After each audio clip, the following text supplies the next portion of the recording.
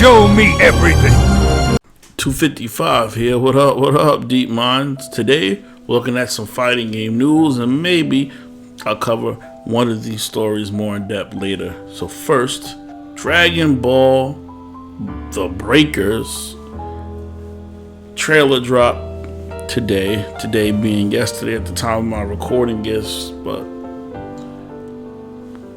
first of all, before we get into the news, let me first state this, that we're gonna continue to get more games like this if you spend any money on this.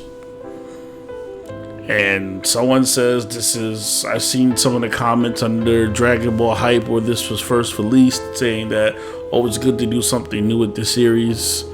It wasn't that people necessarily are tired of playing fighting games, but people are tired of being Goku and fighting Raditz, Nappa, Vegeta, etc. You get the idea. So yes, do something new with the game. Come up with more fun game mechanics. But who in their right mind wants a Dragon Ball survival game? What is fun about being a survivor in Dragon Ball? Is Dragon Ball known for anything like that? That's like taking a racing car series and then making an alternate game where you get to be a boxer or something. If you like watching basketball, you want an alternate game where you learn how to make ice cream. It's ridiculous. Anyway, let's get into the article. Dragon Ball The Breakers gets a PC beta and links with your Xenoverse 2 save. This is from PC Games N. Most Dragon Ball games give you the obvious fantasy of playing as a superpowered Saiyan warrior, but Dragon Ball The Breakers is taking a much different approach where a group of normal humans attempt to survive an encounter with one of the universe's most powerful villains. It's basically Dead by Daylight as an anime game, and a beta has been announced for PC. Dragon Ball The Breakers launches on PlayStation 4, Xbox One, Switch, and PC via Steam in 2022. A closed beta test will be organized on PC, letting players get their hands on the game. The devs say in a press release, there's no mention of that beta being available on other platforms, so it looks like PC players are getting a special treat. And that right there in and of itself should let you know how much you don't care about this game. When they really care about games, they don't release PC betas because they're scared of people going in and data mining the files and releasing things that shit. They don't care because it's an experiment, and that's why they're doing this. And they don't care because you keep spending your money buying these games. Do not buy this, do not support this, dislike it, all of that.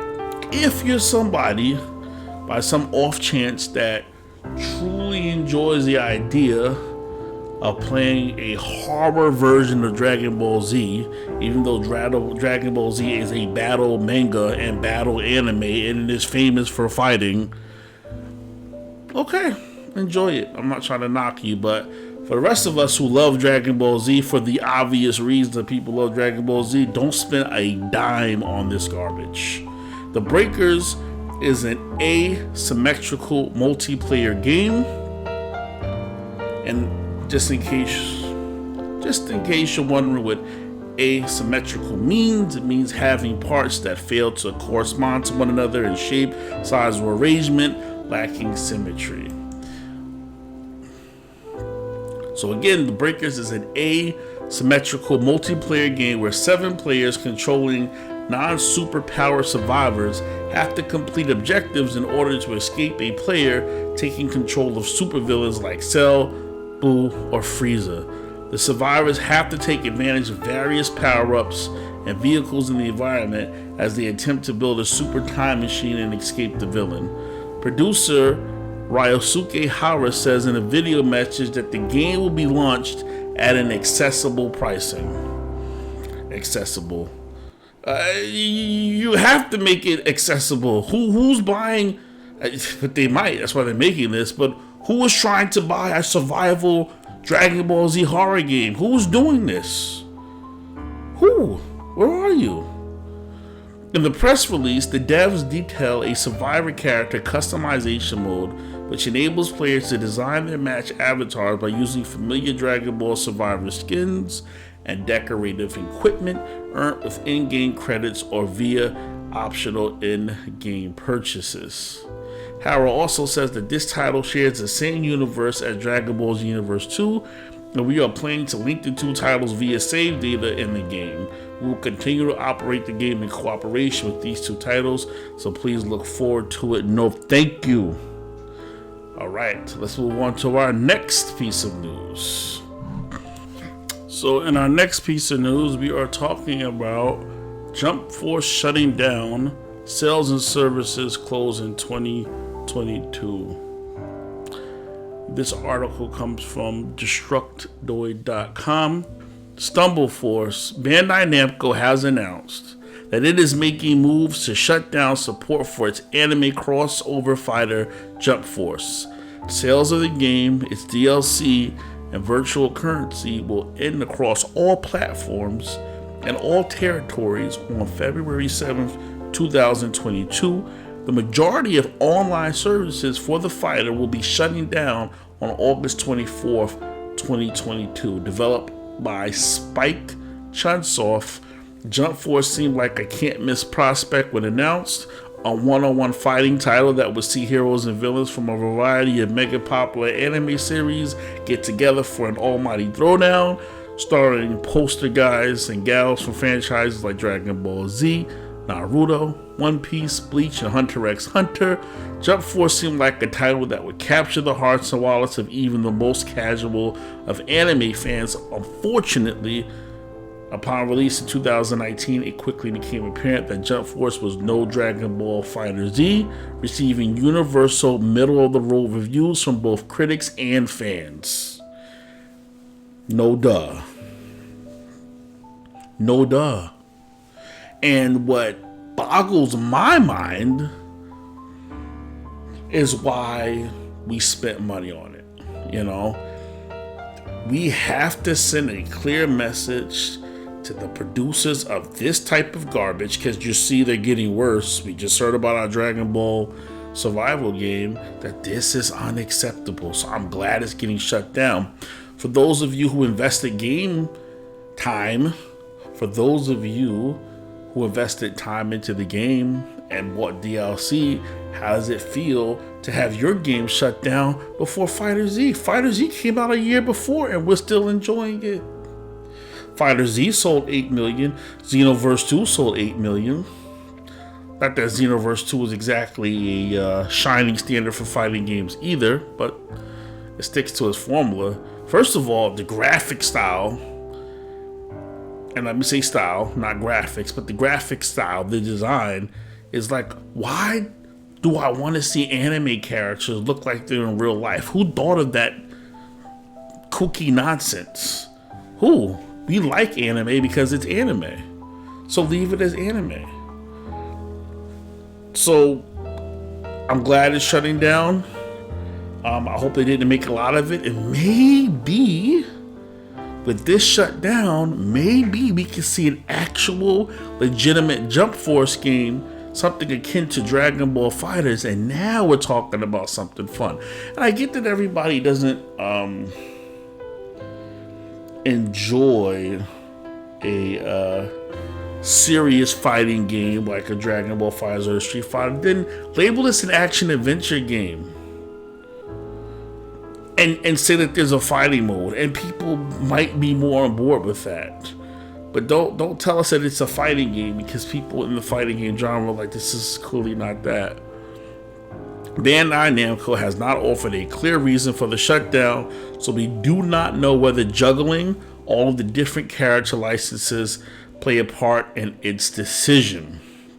As of February 7th, JumpForce and Overlay DLC will be delisted from the store and will remain unpurchasable, though players who hold licenses will still be able to re-download their chosen content.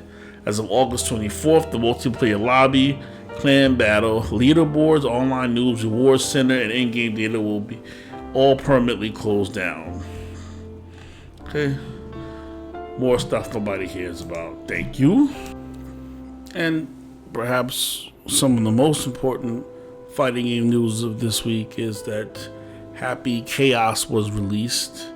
And looking at the trailer, I wish they had shown more of the character, but maybe they're not fully showing us the character because depending on his mechanics, people might not want to buy him. I mean, maybe that's why it's short. Certainly nobody wants to spend money on a character who doesn't look like he's going to be top tier no matter how good his design is. Imagine Gogeta 4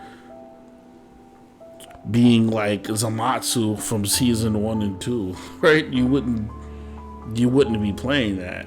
And so while it's a great business strategy, I think they did the trailer adding all of that story in it. It's enough to say, oh look, this character is intriguing, look, he's important, look, he has these interesting mechanics. So there's a lot of mystery involved. But if they're betting on mystery versus great mechanics, then you have to question it. Look at Dragon Ball Fighters Gogeta Blue, for example.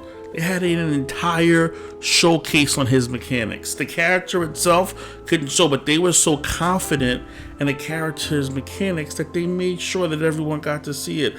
Why not with Happy Chaos? Either he's going to be overpowered in the middle or a little tired. Who knows? I know that the fear is another outfit, but I would rather have an overpowered DLC character that needs to be nerfed and that I can enjoy and adjust to than to have someone who's a little tired and it takes you 4 or 5 seasons to buff him. But for the most part, a lot of his mechanics look interesting. Certainly original is this target system that they've set up with him, and seeing gunshots that have the ability to look like they guard break and launch, that looks also original. So there's a lot of potential there. What I am scared of though is that if you're trying to get new players into it and to buy DLC, if the character is too technical, then there's a lot of people who's going to drop the character from that. Although you may have got your money, you may not have a returning player. Anyway, that's all the news I'm covering for this week. If you like this content, make sure you like it, hit the subscribe button, and leave content. And if you like more of these combined news status, because time is short sometimes. Yo, thank you for listening. Thank you for joining. This is Deep Mod 255 out. 1.